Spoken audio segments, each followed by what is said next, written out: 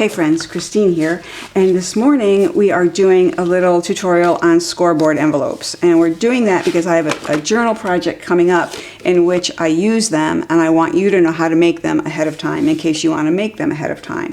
So basically this is what we have going on. This is just a regular piece of journal paper or a scrapbooking paper from a scrapbook pad, and I printed my image on the other side.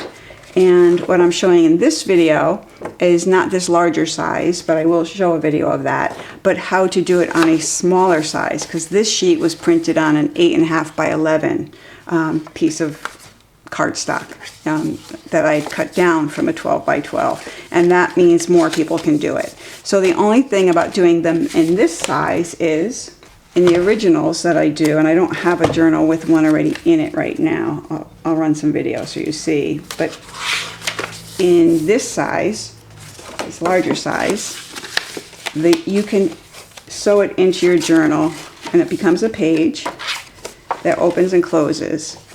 And you can hit all the holes of your signature sewing. So you see that it's a five hole pamphlet stitch going here. I can hit with one large envelope all 5 holes. I would just punch it like I would any other signature fold. In the smaller ones, you need to decide. You know, I typically would put it in the middle. That would give you 3 holes in the middle. So you'd sew it in. All right, I'm going to interrupt myself a little bit here because I go on and on in my video about sewing this into the signatures of your journal, and that's why I'm making them. But you don't have to do that. You could simply tuck it into a pocket. Oh, no, there's something ready there. But you could very easily just tuck it into a pocket in your journal and then have it open as a little enclosure. Or I do this a lot with envelopes, and I will stick it in with a clip. So any number of covered paper clips, a regular paper clip, anything at all, and you can still use this in your journal. I didn't mean to insinuate that you could only sew it in. Obviously, those of you smarter than me already figured out just by watching. You could put it in your journal any way you'd put in a regular envelope and then still have the surprise. So, back to work. Now, you could probably sew it in this way, and it would have 3 places where it attaches to the signatures. 1, 2, 3. So that's all. To be aware of that. And you don't have to use this middle 3. You could use the bottom or top 3 if that better suits your design, you know, to put it in the bottom or the top. So that's all. We're going to make one of these today, and then I'm going to show you how to make one without the Martha Stewart fancy little attachment. We use this to make these. And if you don't have one of these, but you have a scoreboard, I'll show you a way to sort of cheat and to get a little adapter like this that you make yourself. Let's get to work. Okay, so I've got my paper, and of course you could have started with an 8.5 by 11 sheet of cardstock, but I wanted to use this paper. So I printed my image. This is my, these are my great-grandparents at their wedding, and I'm really fortunate to have such a wonderful photo. So now we need to trim it down to 8.5, which it is on this edge, to 8.5. And to do that, because you may not want to just like lop off an edge, like in the case of this image, I want to keep them in the center.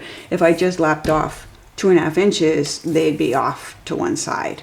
So what I'm going to do is use my handy dandy, super cheapo cropping tool that I made using just an old beat up photo mat, and I'm going to put it here and just kind of eyeball it. I've only got inches marked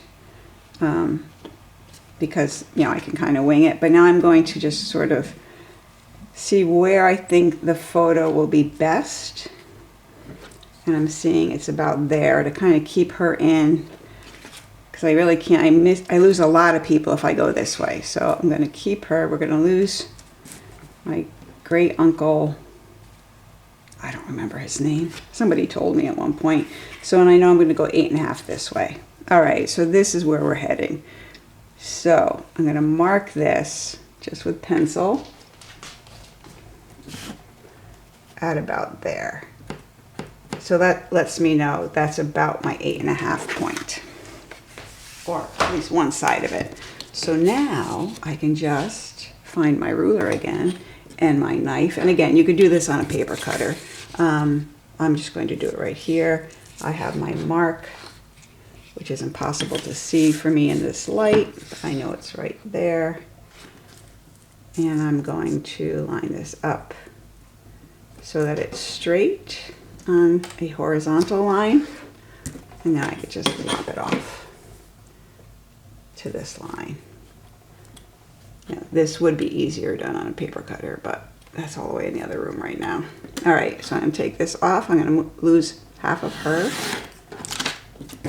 So we keep her a little, and I'm just gonna flip this over and trim it at 8.5.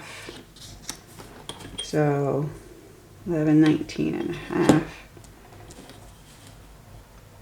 Oh, I'm gonna lose more of her than I thought. That's okay.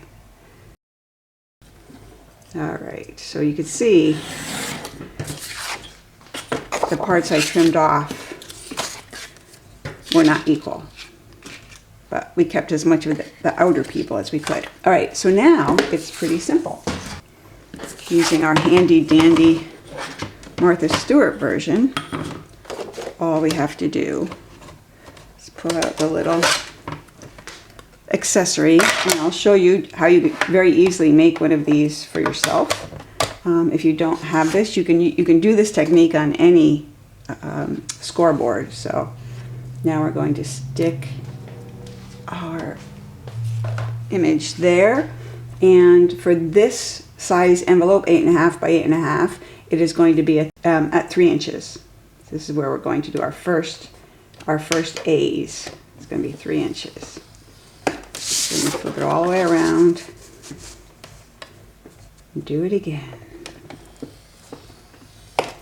And now we're going to do our B inches, or our B scores rather, and that inches mark is B, 3 5/8. So 3.5, 3 5/8.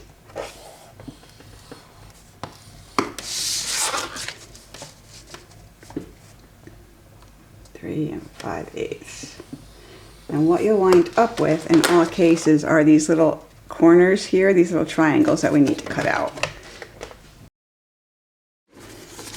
And we just come in and cut out the little triangles. And I usually cut on just on the inside of the score. And when I say on the inside, I mean away from the edge.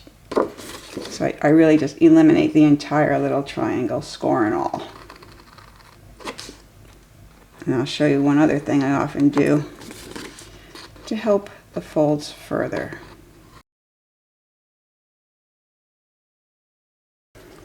Okay, so there we have it. Simple enough. Now we just fold them in,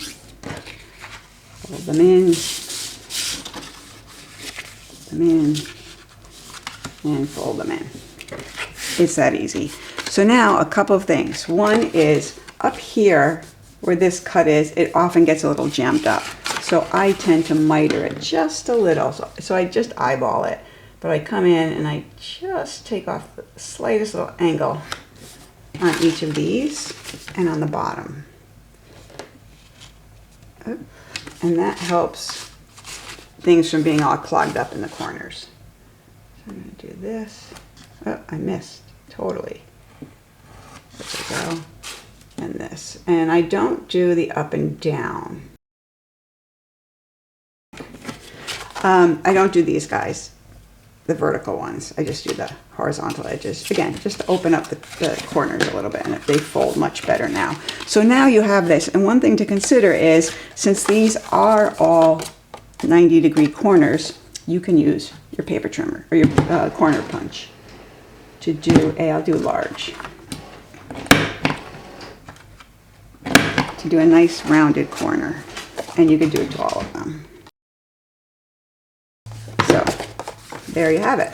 So now the last thing is, do you want to add a little flat enclosure or a little slot so you could close this up? And I do want to. So I'm going to see where I want to add it, and it's going to be closing to this side. So now I am going to get that pencil back, here we go, and simply mark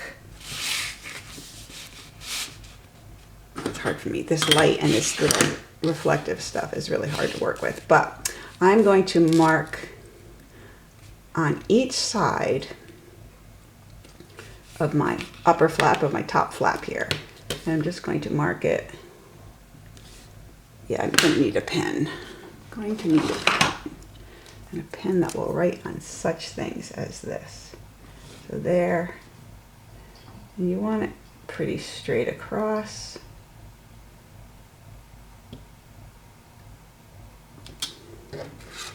So you can see I've made these marks here. I'm going to take my little happy chomper. This is a tiny one. I think it's a 3/16 or something. So you want a little hole. Or if you're using a larger hole, which is also possible, you want the very edge of your hole to hit the edge of your little mark, the outer edge. I know that's hard to make sense, but I'm going to come in here now. Do 1.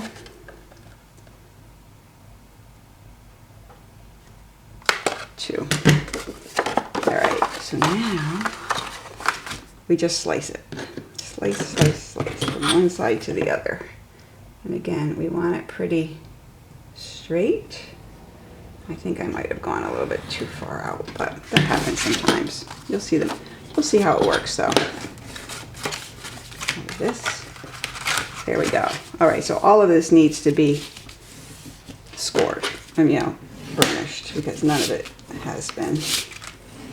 But you'll see now you have a closed envelope that opens, and when you keep it closed in your journal, so if you're doing what I'm doing, which is I usually sew this in to the signature, so then when you open it up, everything stays in it until you take it out, and then you'll see the picture. So this one I'd probably put this way in my journal. So sew it in here, close it up, the stitching would be in there, it would be in the center of your signature, and now you've hidden the sewing, and you have this really fun envelope. So I hope that kind of explains how I do this. If you have better ideas, please chime in, and that's it. So enjoy.